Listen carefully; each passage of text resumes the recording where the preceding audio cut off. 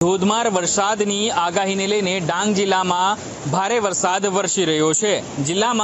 જિલ્લાની જે નદીઓ છે એ નદીઓ ગાંડીતુર બની છે। જિલ્લાની ખાપરી, અંબિકા, ગીરા નદીમાં ઘોડાપૂરની સ્થિતિ સર્જાઈ છે।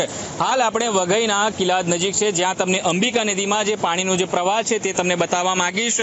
આ જે પ્રવાહને લઈને વઘઈ નજીક આવેલ ગીરાધોધ પણ રૌદ્ર સ્વરૂપે છે। ત્યારે ધોધમાર વરસાદને લઈ જિલ્લાના અસંખ્ય ગામો જિલ્લા મથકેથી સંપર્ક વિહોણા થતા લોકોને ભારે હાલાકી વેઠવાની નોબત ઊભી થવા પામી છે।